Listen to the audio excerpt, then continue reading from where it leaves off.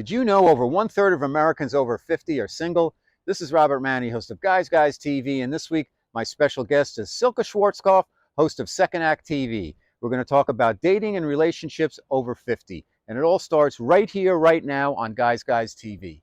You can also catch me on KCAA Radio here in Southern California, Guys Guys Radio, my worldwide podcast, and we're on UK Health Radio all weekend long. Guys Guys TV, Guys Guys Radio, thanks for your support.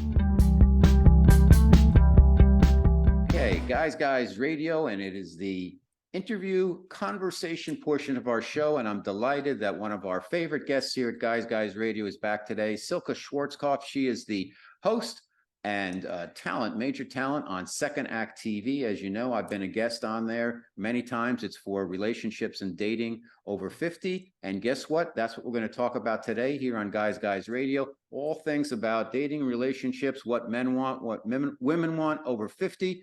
Silke, welcome back to Guys Guys Radio. Thanks so much for being here. Oh, thank you for having me back. You know, I always love talking with you. So yes, I'm honored that you invited me back again. Well, a quick note to everybody. Make sure you subscribe to Silke's rapidly growing YouTube channel. The show is Second Act TV. You can see me on there many times and a lot of other terrific guests and experts on all things relationships and dating, all things over 50. So let's start right at the kind of the big picture here.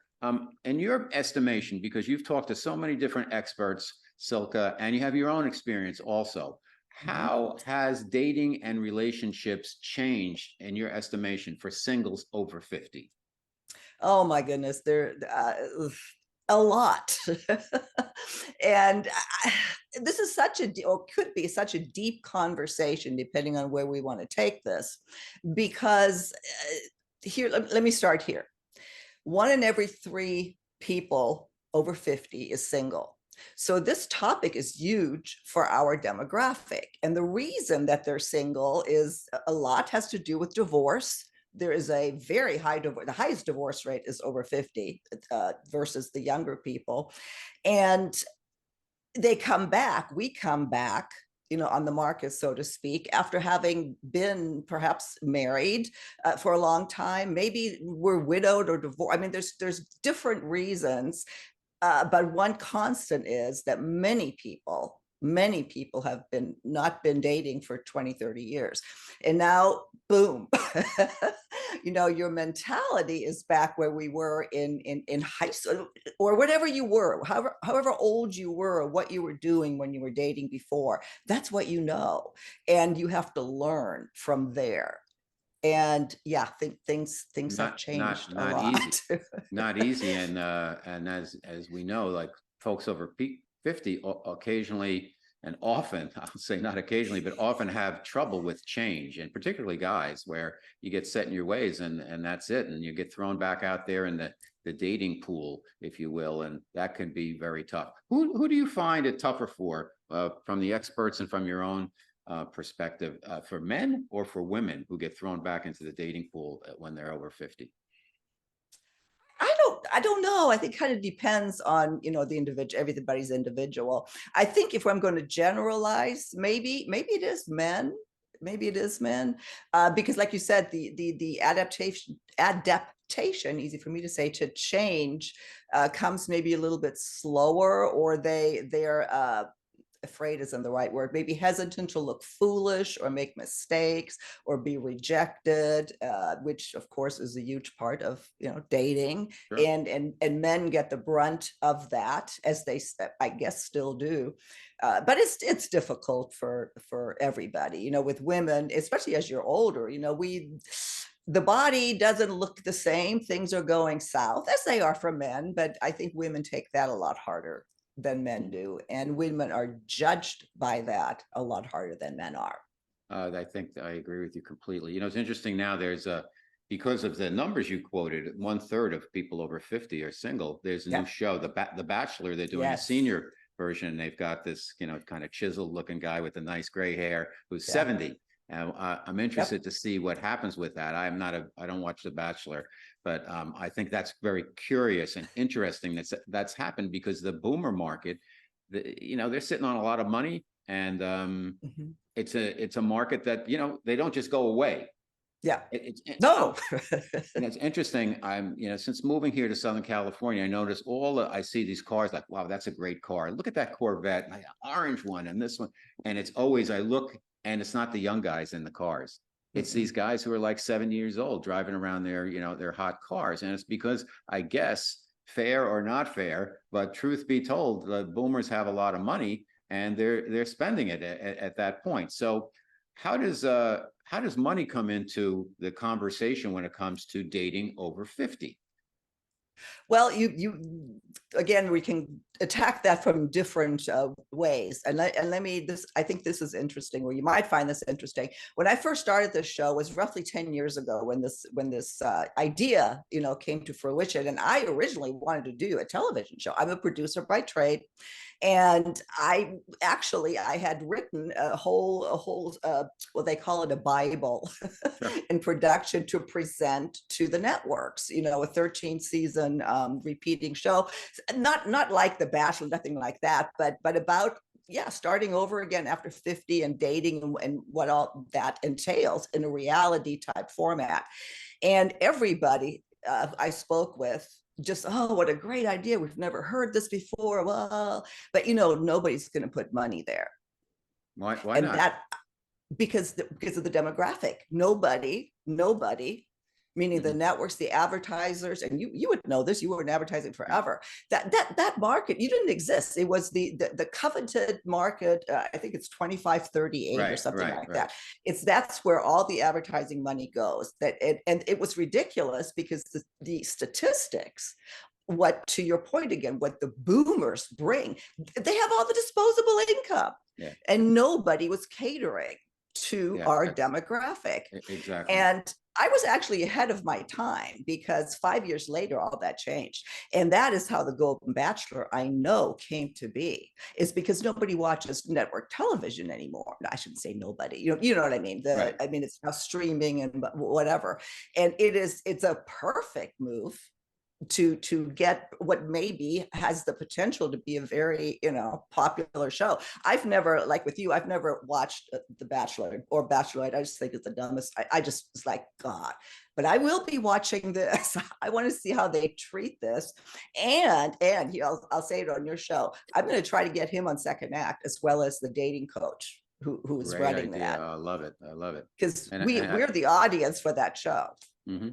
I think you'll get him, because it's a perfect venue for him. And obviously he's going to get a lot of press, and who knows, maybe he'll get a spin-off show, whatever. They haven't done the male, the husbands of Beverly Hills yet, but I was thinking about that. When are they going to do a thing with the guys? But I guess the reason is because men don't behave the same. They don't group together and share all their stuff and piss around and argue with each other the way the ladies do on those shows. There's not as much conflict with the guys. It's like, I'm done with you, and that's it. Guys don't we're not going to go get catty with one another back and forth. It's going to be, sorry, take a hike. But it's interesting you mentioned the money, because with advertising, it was all about, and I'm saying was, going after those folks who are getting into the market and are going to make decisions as to what brands they buy. And then the thought was they buy them over and over again. Well, that's not the case anymore, because everything's so disposable, and the boomers have a lot of money, and they're looking for ways to spend it. And their money, they have a lot of passive income also, because the way the financial system is set up, it's just like printing money, and it's not tethered to anything really. So the money creates money, and that's a huge market for advertisers now. It is huge. Well, and it is. It's become that way. I mean, it is. They're actively going after that now, where they were actively avoiding it 10 years ago. And I experienced it. Did I already say this? From the head of development for the Oprah's network.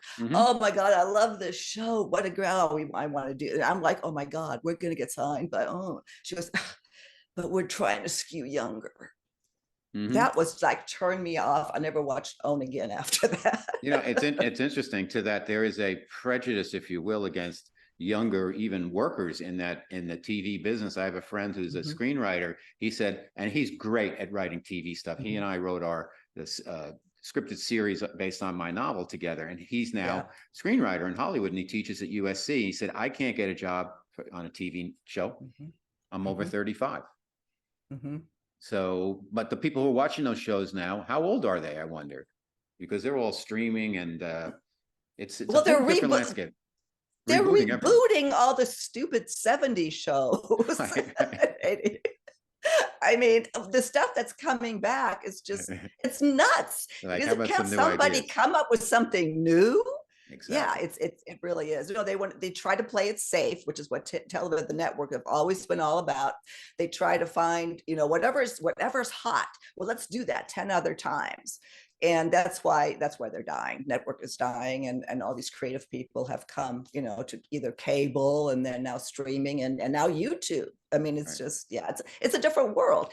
And as it has influenced relationships, you know, it's something that we have to adapt to, and, you know, for many different reasons. So let's go back to our focusing on the men and the women with the relationships. We've done a good job, I think, of kind of painting the picture as to what's going on out there and how things are changing and changing faster than ever. So then you have these folks who have been in a relationship maybe 20, 30 years, and they're thrown back into this swirling pool, this dating pool. And I guess it's a good thing there's a lot of them, at least. So then none of them know what to do, but there's a whole bunch of them. So maybe there's a way of working with each other. But what do you find from your discussions with your experts and from your own experience and perspective? What is it that women want when they're over 50 that maybe they didn't put as much emphasis on when they were younger? In Well, terms they of definitely, relationship? yeah, they definitely aren't looking for someone to have children with. Okay. And that actually, I mean, being somewhat facetious, obviously, but that makes a big difference in what you want from a man. You know, I mean, it's not drastically different, perhaps, but enough to where what I would have wanted in my 20s or 30s, or what I thought I wanted in my 20s and 30s, you know, we've gotten a little older, a little wiser, and we realize now that, you know, the whole compatibility aspect of it means a lot more than you know, the chemistry, the exploding chemistry. You have to have chemistry, absolutely, but in order to be have the relationship last, there has to be a connection, and I don't think that the young people really think that way. Some do. Again, I don't mean to generalize, you know, everybody, but I think the emphasis on chemistry, on well, starting a family, on, you know, whatever lies ahead, career, you know, all that stuff, how that affects relationships. Now it's more, you have that behind you, so you want somebody to who is compatible, that now you can enjoy what you've created, and whatever, if that means, you know, materialistically, values, whatever, you want somebody that you can enjoy that with, that is there with you. Makes Does that make perfect sense? Makes perfect sense. My special guest on Guys Radio, I'm speaking with Silke Schwarzkopf. She's the host and producer of Second Act TV, the YouTube sensation. And we're talking about what women want, what men want, relationships over 50. So you mentioned something about compatibility. And I was thinking about, I wonder how much when we're younger, when we're dating, a lot of it's about in the now, or you project out about 10 years or so, and maybe it's a family or this and that. But if the family's not in the picture anymore, and of interest, Sophie Viagra, or what? It's not Viagra. Sophie, the actress, she was on The Modern Family, and she had Oh, her husband's yes, younger, yes, Joe yes, something or yes, other. yes, Anyhow, yes. and they're breaking up because he wanted to have kids, and she's, I think, a little bit older than him, and she has like a 30-year-old child, and she's like, that's off the table from what I've read. So that's interesting. So my point is, how much in the future do people over 50 who are looking for a relationship look in terms of what they want out of it? There's compatibility that could be sitting on the couch together watching a streamed show, or it Which could is be, fine. or it could be how a consideration could be, how many meds does this person take? How healthy are they? How long are they going to be sitting on my couch with me before I'm back to my cat or whatever? And so what do you hear about that in terms of the perspective of the over 50s dater? Well, I think you just said it. Unfortunately, yeah, we're we have more behind us than in front of us, which is one of the reasons that a lot of people wake up after 50s like, do I want to keep living like this? Also a reason I started the show. And you do think it, well, you think about the now, is this I want to have fun now, I want to enjoy my life now, I want to, can I do that now? And then once you start getting serious, or perhaps a relationship is leading that way, you do think about this. You think about retirement, like, what does retirement look like for me? What does retirement look like for him? Is that any, do I want to be in California and he wants to be in Florida? Does he want to work forever? Do I, all that kind of stuff you think about, and health is a huge part of that. It is a huge part of that. Not technically, not technically, but typically, when you do meet someone, you're on that same. If you're fit, you're going to be attracted to somebody you fit. If you're, and you attract like. So it shouldn't be anything drastic, but stuff does come up unexpectedly, and yeah, it's something that we all think about. What does life look like in 10 years from now, health wise? As part of that, how do women then, in your estimation, kind of get started in the process of meeting a new partner? And I'll speak for the guy's perspective, but what do you hear from the women in terms of, okay, I'm back in the game, I've got to be back in the game, I'm going to go out there and meet some men, I haven't been doing this for a while, I have all these considerations in terms of the type of guy I might want, and he has to be healthy, has to have some type of money. How do they decide, how do they go back and get out there? Well, the number one thing is online dating, which is another thing that's just such a huge difference from, we didn't have that. We didn't have internet, we didn't have email, we didn't have text. It's the way we communicate and meet people now is completely different. And the other thing, we haven't brought this up yet in this conversation, is meeting in person. It's great. You can still go, meet somebody at a bar or this or that. But the way that it's now restricted, what is and isn't proper or protocol or politically correct, how men approach women, has changed all that for meeting in person. We just did a segment with Trevor where she just is up in arms about this. It's like, it's really up to women, us women, well, and younger women too, if they agree, to get flirting back, somehow give men the signal, it's okay to approach me, it's okay to talk with me, I'm not gonna, start screaming and file a lawsuit. I mean, so many men are, and I'll ask you from the male perspective of what you hear, but that we hear this all the time. And that's one of the things that really bothers me with the younger generations coming up. I don't know what that's going to be like 20, 30 years from now, because it's almost like the sexes are being homogenized to where everything's the same. Well, I'm sorry, we're not the same. I physically, we are different. I don't know if we could use body parts on your show. YouTube doesn't like me saying that. But we're different, and those differences also dictate what we want in a relationship, whether we want to admit it or not. And I will stand by that, till the cows come, somebody comes home. The cows. Well, different, but equal. I think Yeah. the idea is to have everybody's treated the same as humans, which is the right way. But when you get into that, then all the different ways of the cultural, how we've been brought up and all of that, a lot of things get broken. And, when you make an omelet, you're going to break some eggs. So it's tough for a lot of people to go through the changes, and the amount of changes that our generation has gone through in a short amount of time is just probably more than any generation ever so far. And the generations behind us will experience even more change and faster. So it's just it's really tough. So I think that one of the takeaways is make sure, if you're going back out there, just be kind and be patient, because, you're not the only ship adrift in the ocean. Like everybody's out there trying to do the same thing, which is make a connection. So you mentioned something that is very interesting. And again, my special guest is the host of Second Act TV, the YouTube sensational show, which I'm frequently a guest on, by the way. Silke Schwarzkopf is with me, and we're talking about relationships and all things over 50. So meeting in person. How can you mention women want to give the signals that's okay for guys to approach them? What kind of signals do they give? Because a lot of guys are the guys who are most men, I think, tend to learn by doing. So they have to they have learned to approach women, if they're a boomer, probably the old-fashioned way, in person. Nowadays, you can approach and meet more and more women sitting at home in your tidy whities. And once you learn how to do that, I think it can make men lazy.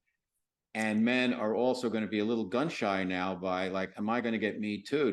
What do I do? I'm going to get canceled if I approach this woman and say, you look nice tonight or something. They're gun shy, right or wrong. So how do women, without knowing a guy, and they're in a restaurant or whatever, and they want to make contact, how do you reimagine flirting, if you will? Well, one is just to be approachable, and the easiest way to do that is to smile.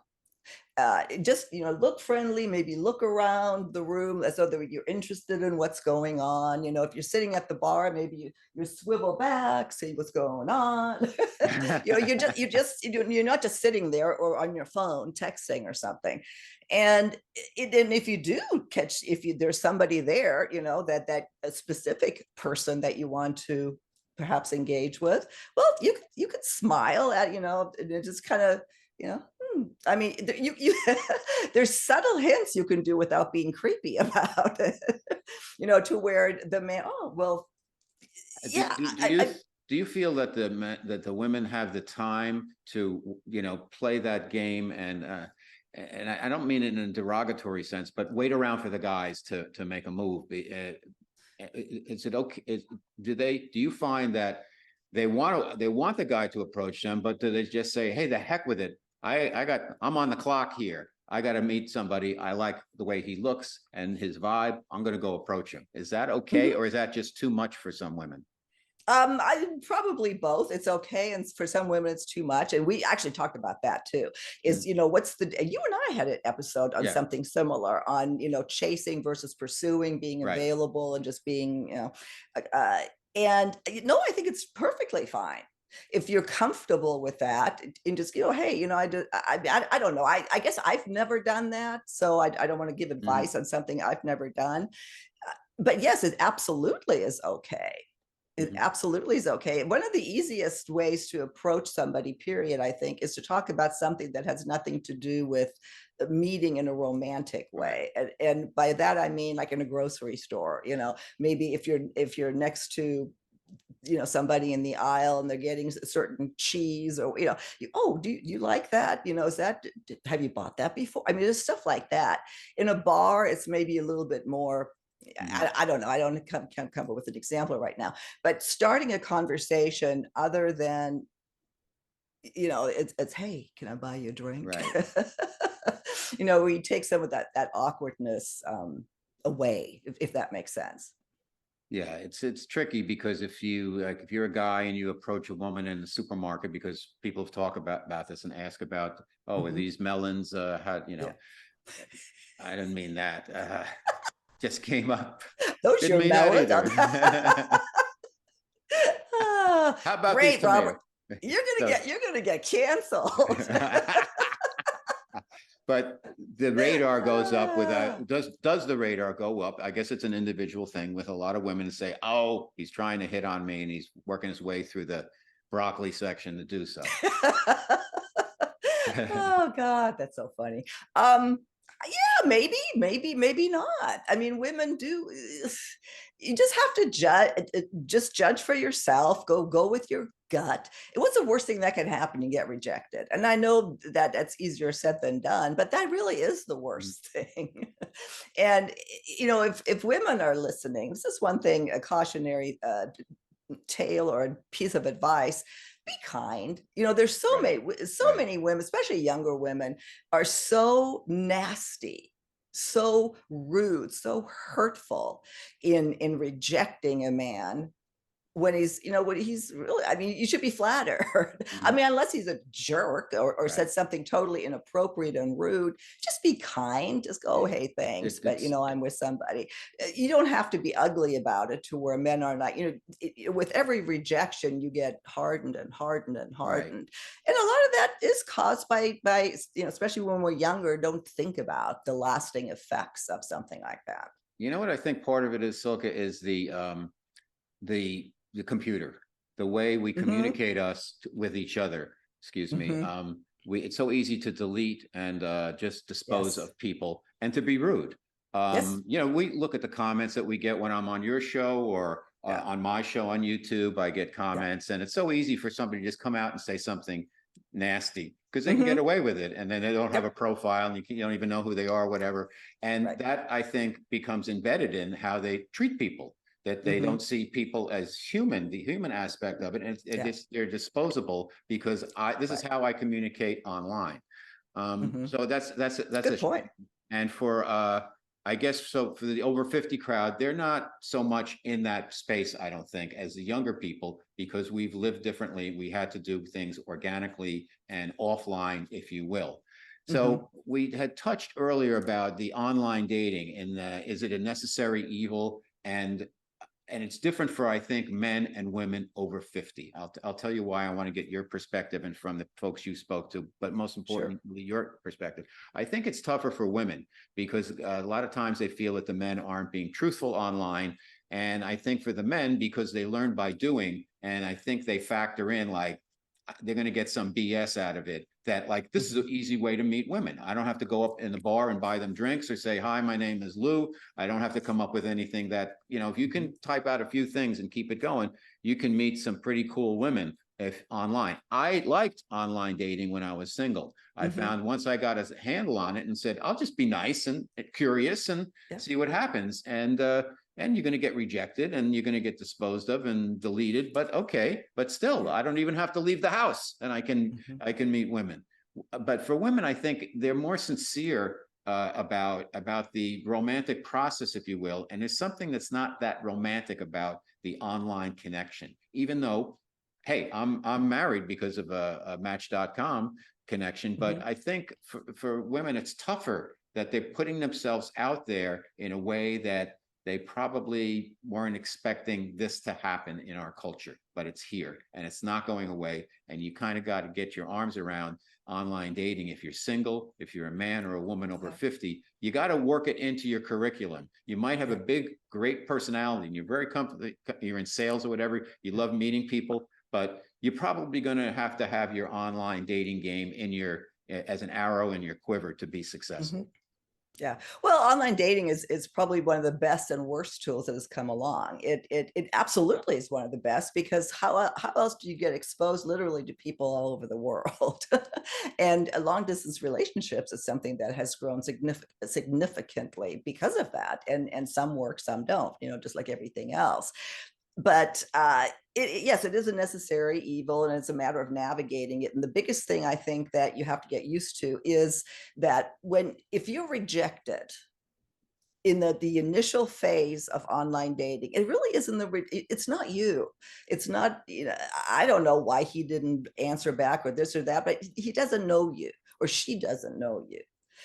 So you really can't be rejected. You just haven't got to that meeting. I think, once you met someone, you've dated perhaps, even a few weeks, and then you get to know them, say, yeah, this isn't really quite what I thought, then that's different. Then maybe that has something to do with you. But initially, I think if people can get that out of their head, we've done videos on this, is that really it's not rejection. It's just wasn't a match. Right. That helps a lot. And I don't know necessarily if it's harder for, I mean, it's harder for some women. I think the hardest for women is to check that box, that age box. And you and I've done a segment Mhm. on that, but Right. should you lie on your profile? Why people do and that, but that's a whole other discussion. But checking that and realizing at least it was for me, let's put it that way. And I never lied. I was Mhm. whatever as I put down. But that's a little hard sometimes to where you're ugh, I am that old. Who would want me now if you're insecure, which a lot of us are when we come back on, Sure. and then the dishonesty dishonesty is all over the board. You just need to expect it. And it's not necessarily malicious. It's to try to present yourself in the best light. And some people just don't see the difference between a lie and a little over the best light line. That makes sense. That makes perfect sense. So where are Yeah. we're talking about relationships and kind of what what men want over 50. What are some good places that you hear to meet the opposite sex or the same sex, whatever you're looking for when you're over 50? Dog park. As silly as that Okay. sounds, I mean, that, you have there's usually only one person walking a dog. And the assumption is that they could be single, maybe they're not, but I've heard there's all kinds of stories about that. So that, consider that. And here's a new one, and that's being written about all over: pickleball. Okay. Pickleball is like, it's the social sport. And there's already tons of articles where people have met on the pickleball court and are now married. And if you're not familiar with pickleball, it's similar to, well, I'm sure you probably are. It's the fastest growing sport in the United States, if not the world. But just about anybody can play. It doesn't require a whole lot of a skill set. Not that everybody can, be great at it, but you can certainly play. And it requires talking. There's a constant change of who you're playing with, once you get all that. And then there's just this social environment that I can't speak enough about. Think about pickleball. That's interesting because you really get to know who somebody is. They say, saying when you play golf with somebody, you get to know who they really are, because you can see their temper and how they deal with frustration and winning and losing and whatever. It tells a lot about somebody, because particularly you spending a couple of hours on the course and your whole personality is going to come through. I was up in Carlsbad yesterday at a beautiful little place that sells donuts and stuff. And I was sitting there with my wife. We stopped to have a coffee, and their coffee was terrific and the donuts are terrific there. But the women, I was like, if I was single, I would be getting coffee here every day. It just, so maybe, is there something with, coffee shops, the ones that are not like a Starbucks where get online and blah, blah, blah, blah, blah, and then you in and out where you go into work, but something a little more in the casual where the more you can sit around, you can have it's not quite as rushed a feeling. And you don't want that for a coffee. You might be on your way to work. I come from a big city, so it would be get the coffee and go to work. There wasn't that much fraternization when you're getting your coffee, but out here, I see so many places for coffee and so many people like chilling out. Do you think that's a good place for a woman to meet a guy and vice versa? Probably. I don't drink coffee, so I don't know the coffee shops. But when you said that, what came up for me is like we have a favorite neighborhood restaurant that has a bar with a bartender who's been there 30 years. And his clientele is all our age or old. I mean, it is our demographic. And it's the most social bar to where, people have met there. I mean, there's couples, of course, go there. But there's always something going on. And next thing you know, you're talking to somebody and then you're introducing them to somebody else. That's a great way to meet, through introduction too. People just need to know. Tell people that you're, I'm this, I'm looking to, let your friends know, let whoever know that you want to date. That's actually a really good way to meet people, through referral. And then there's another restaurant that has a huge bar, where again, all our demographic, and a third one too. And it's very social. And people meet there all the time. I think, go ahead. No, that's I think the key, Silke, is what you said there is social. It's not about it being a bar. It's about a meeting place. And you want to kind of fish where the fish are, in a way that doesn't look like you're fishing, so to speak. So I think that is a great idea. I always suggest that if you're over 50, particularly for women, and you want to meet guys and you don't know where to meet them and you don't want to approach them, just focus on yourself and do activities that you enjoy. So well, here, Go let ahead. me, before I forget, meetup groups are fabulous because Yep. it's also targeted, the activity is targeted, and you yeah, there's so many different options of meeting people that way. That should have been on the top of my list when I started talking with you. You know, it's interesting because I know a woman in the market, and she's like low 50s and mid 50s maybe, and she's in a crypto group. So I Yeah, saw her. I was driving by one day and I saw her sitting with all these guys with beards and stuff. And it's a crypto group. They're all sitting around, scratching their head, trying to figure out crypto. And it's hilarious. So it's not just for pickleball groups. You can right. do a meetup group for anything. And the point is, you know, do the things that when you're over 50, you're on the clock. So do the things that you enjoy. And then hopefully you'll find people Yeah. who have a similar passion. And that's a great way to meet somebody if you have you know, you have a shared desire and shared interest in Absolutely. something, instead of trying to force your way into like, well, I know the guys are going to be over here, so I'll do that. If you don't want to do it though, you're not going to do it well, and you're not going to have fun. So just do the stuff you want to do. There's always Yeah. going to be other, if it's a good thing to do, there's like anything else, there'll always be people. There's plenty of people to go around, and there'll be other Yeah. people who are engaging in that area. So if you want to play golf, go play golf. You'll meet people. But Yeah. don't hold yourself back trying to second guess, like, oh, should I do this? Should I do that? Where are the Just do it. guys, or where are the, exactly, just do it, as the old expression is. So what are the traits that women over 50 are looking for in guys? Are they different? I know compatibility you mentioned earlier, but I mean traits in terms of values and how they take care of themselves, the monetary situation, the health. Are there specific personality traits, appearance? I guess it, you know, it doesn't change that much, I guess, but I think There's some. the skews change. There's some. It's fine. Hold on a minute. Let me grab this here because I actually had some. I ran across this article that I thought was interesting, and because they did the Zooks, the dating site, they did a comparison between 30s, 40s, and 50s women, what they want in men. And the number one thing is honest and trustworthiness. That makes sense. You know, that makes sense. Of course, we want that. Like integrity, yeah. But then it comes down to like the in the 50s, I thought this was interesting. Being a gentleman came up in that list. And that didn't even come up in the 30s. In the 30s group. Right. And there were a couple other words that were very descriptive, perhaps of our age group or something, or how we grew up. That, yeah, definitely. I mean, it does come down to compatibility and just being able to spend time having fun with someone. I think the chemistry does become less and less important, at least initially, and that's something that we actually try to convey, is that especially for women, you know, we are so focused on, oh my gosh, I'll know when he walks in, you know, I'll know you're the one.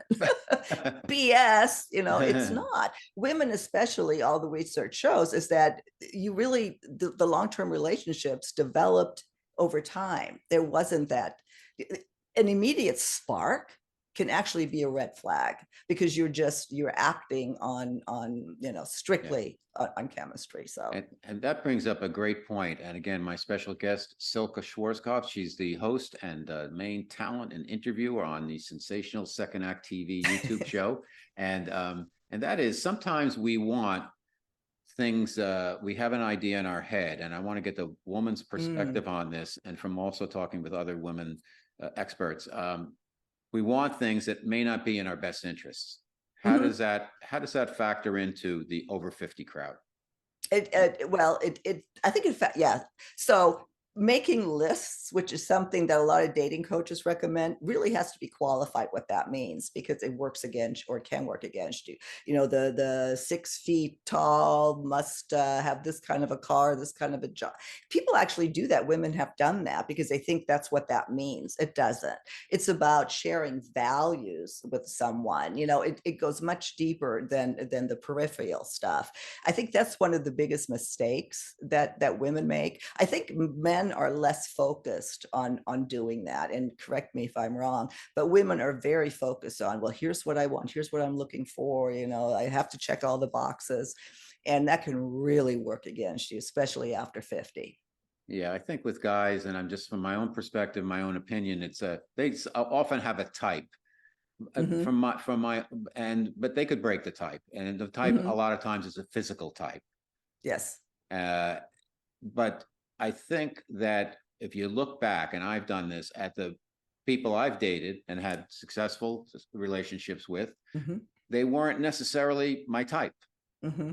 Some were, some weren't. But I don't think you can just follow that. Like, I have this little rule book and the checklist, Hmm. because it doesn't work. Hmm. It doesn't work. And if it does, have a parade. That's great. But most likely it's going to be something that grows, because Yeah. when something happens too fast, sometimes it burns out just as quickly. Yeah.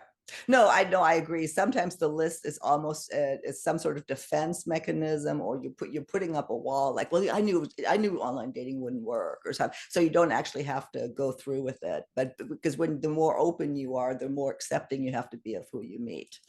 And Okay.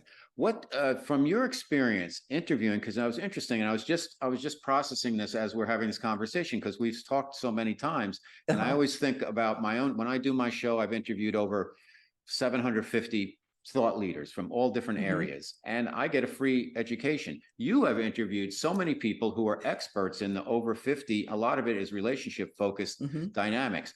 What have you learned, and what has been the biggest surprise as an expert? And I think you are a qualified Mm. expert now in this area.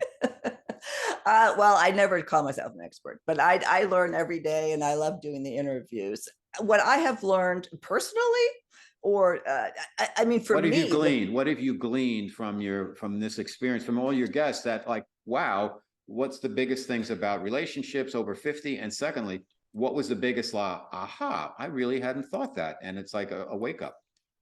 it's really the aspects of being too controlling, or just being too focused on what people think, what people like. I released what people think of me about 2 years ago, and it was just the biggest revelation. You just kind of, when you let go of that and you can be yourself, be your authentic self. I think maybe that's one of the biggest things to learn, is don't be afraid to be your authentic self, because that's who you are, and that's who you need to bring to the table in order to make anything happen. Oh, I think that is a great insight. And sometimes you mentioned the word control also. Kind of a last thought I want to get your perspective on is, I've noticed that some people who are so controlling, and because the world is kind of out of control, that a Right. lot of people try to be even more controlling on the little Yeah. things that they can control. But it Hmm. can leave you kind of empty, because you're always trying to control, and then you're Right. never satisfied with what you have, because you're trying to control everything, and Right. more stuff keeps happening. That's more and more things to control, and it's exhaustive, as It well is. it leaves you, because I've noticed that being around people like that I feel empty after I'm dealing with them. I know. And that was one of my big things I had to learn when it comes to relationships and meeting. And I have some funny stories about that, but that was a revelation to me, that what I thought I was doing to be nice or to be helpful with men, or just to be supportive, was just one big pain in the ass for that. And I don't think we think about that, especially, our age group, especially, we kind of, we have that line between being the housewife, the one, the men are in charge, to then going through the women's lib movement and all that, where we are now. So a lot is still, we cater to men, and whatever you want to do, but just understand that some of the behaviors, or I'm talking to myself now, is not supportive. It's controlling and mommying. Don't be a mommy. Mhm. Okay, so let's just, like, 3 bullet points, the 3 bits of advice to daters, singles over 50. It sounds like you said, be authentic, be yourself, Mhm, and I said, do what you want to do. The mhm, clock's ticking, and what would mhm. be a number 3 that we could both share? You've got to have a good mindset. I think that's the biggest mistake that people make in dating, or the biggest obstacle, is whatever mindset you bring to the table is what you're going to attract. And if you don't think you're going to meet someone, if you think all men, do this, or all women are like this, and this isn't going to work, and, or like you're talking about your ex all the time. Well, that's another thing we should talk about is just, you gotta be ready to date and not be pining for whatever happened, or not be over that. So mindset. I would almost put that as 1, 2, and 3. Right. A fantastic conversation as always. You are an expert, Silke. So don't second guess yourself on that. You truly are, and it's a pleasure to have you on the show. It's a pleasure to be on your show, and we'll do it again. I'll see you soon. All right. Robert, thanks so much. See you soon.